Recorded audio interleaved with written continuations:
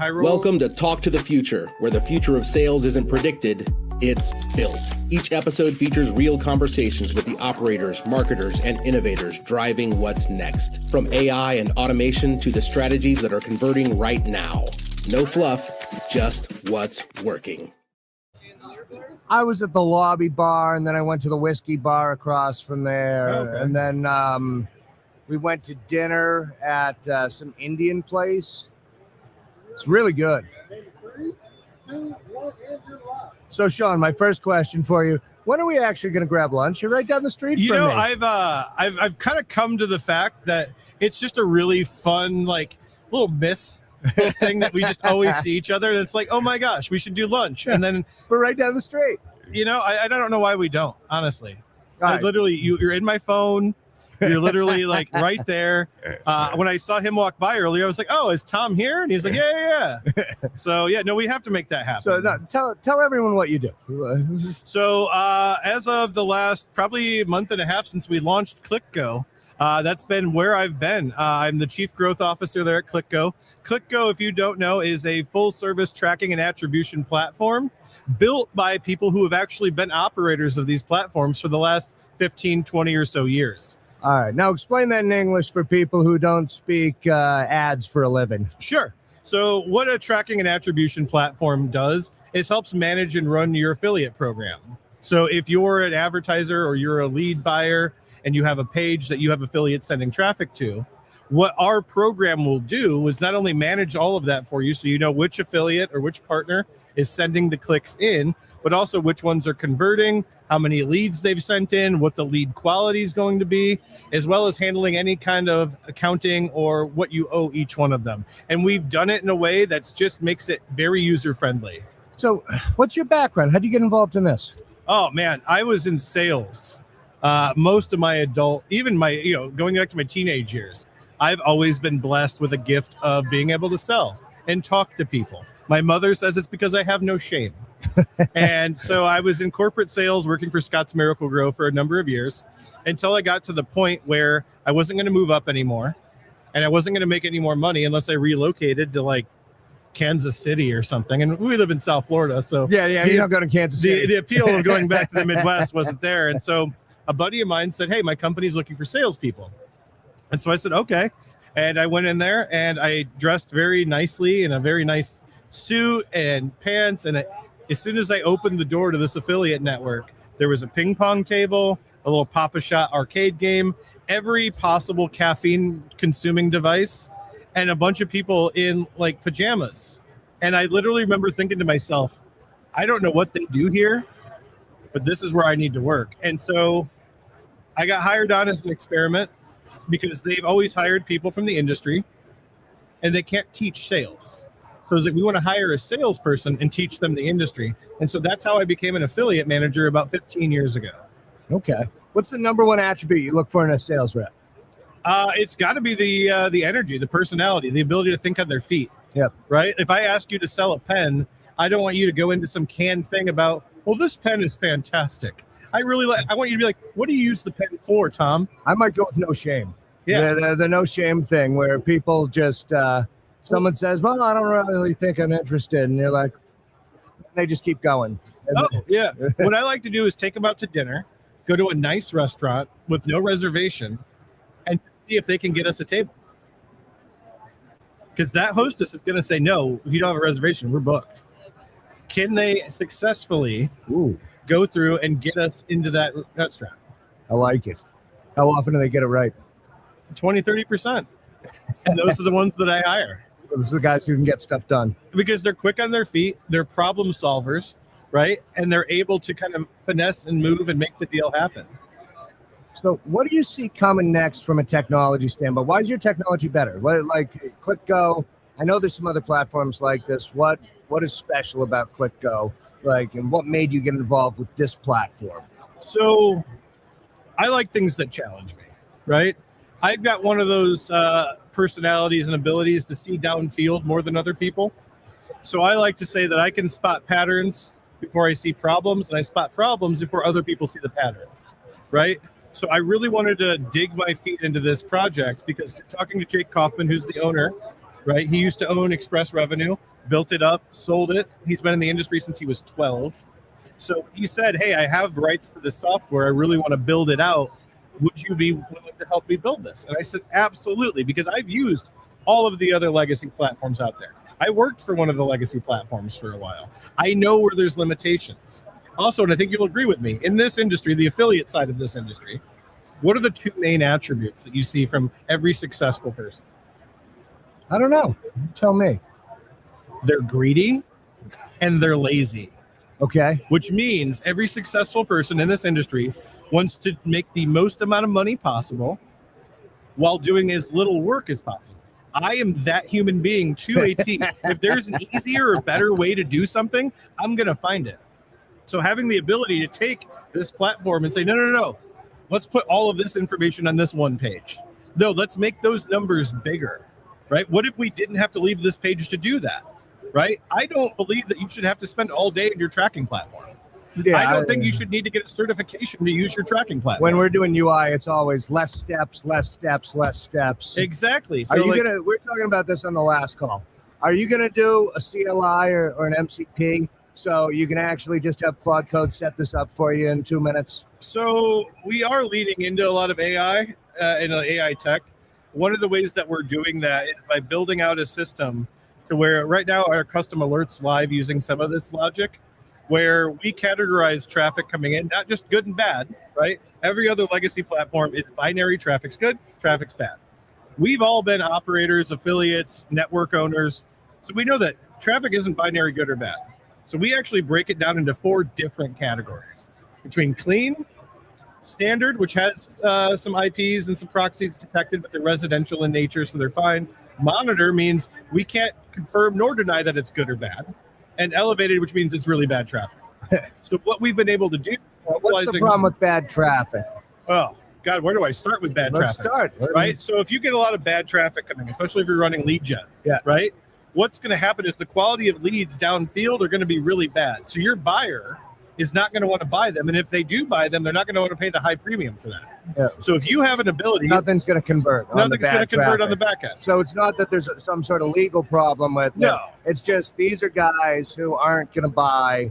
And the buyer at that point is going to say, my cost per call is too high on this and I need to pay you less money. Yeah. Or in competitive fields like auto insurance, right? Where there's maybe one buyer for every 20 affiliates that's trying to send them leads, quality matters. And so if you can be that person that filters out the bad before it gets to them, then you're naturally going to be moved up in line. And so what we've done with this logic is be able to create the ability to get a Slack message, a Telegram message, an email, or even a text saying, hey, Tom, I know there's bad traffic coming in. Would you like to do something about that now? And what do you do about the bad traffic? So there's one of 2 ways you can do this. You can create a restriction for that affiliate and block them from either that campaign or the advertiser as a whole and redirect them to a 404 page or to maybe you have a geo redirect CPC offer that'll pay you a penny or 2 for the click. Move it off, right? Or you could actually block proxy traffic on the campaign as a whole from the get-go. And we do that, again, not binary, block all, block none. We actually have a slider that gives you a tolerance. So if you're very lax, it's only going to block the really bad stuff. So if you see someone has 72 emails, something like that, you're automatically blocking it. Yeah. Or they have 27 phone numbers. Or so what we're able to do. What are the other flags you look for? Is it on a VPN, right? Are they using a VPN? God. Is it a data center? Yeah. Like, is it a darknet relay? At one point, my website had more people coming from Ashburn, Virginia than lived in Ashburn, Virginia. Yeah. And then you looked it up and it's like, oh, Amazon happens to have a data center here. How about that? I had so many, when I was a Facebook affiliate back in the day, we had to have different phone numbers for all the different accounts we're setting up. That one in Virginia, I think all of my phone numbers came from for a while. So, and then there was one in Idaho too. Yeah, obviously. Why do I have all this stuff coming from Idaho to my webpage? It's crazy. So if you can filter a lot of that out before you get in there, and then you use AI service like yours on the other side of that, imagine the quality of leads you could deliver. Oh, it'd be fantastic. And the amount of money you could charge for those leads. So I could put your service, if I get a lead flow coming in, we have a new feed that's starting up that is going to have millions of records coming in every month. Yeah. If I was to actually put that through your system, you'd be able to say not only who are litigants and who are people that are going to cause problems with the lawsuit, but who are people that just aren't going to convert, and that we can then block those people, those individuals. Yeah. And then if you see too many of them coming from one source, you block that source. Block that source. That's fantastic. Yeah. Most legacy platforms out there are really good at telling you what has happened after it happens. Yeah. Right. So after you got 300, 400, 500 bad clicks in, because maybe you weren't paying attention to it, you didn't know. Right. So with us, we're like, why can't we just tell you? Yeah. Right. And with can you actually block if someone's sending that through Google or Facebook? Can you block it from that level as well? We can't really block it from the checkpoint or an Nora or something like that. Once they click past that, then it comes into our ecosystem and we're able to block. But we can't do things from that end because that's not our proprietary. Is there any way to make it so you can block those guys from coming back again? Or? I mean, I would like to be able to do that, and that's one of the solutions we're trying to work on right now. Right. And even leaning into the AI side, we'd like for you to be able to go to like a Slack integration and just be like, hey, what are my biggest vulnerabilities today? And it pulls up the 5 biggest vulnerabilities for you that you might not be able to see. Yeah, we have Claude Code looking at all our data, and we just ask it questions.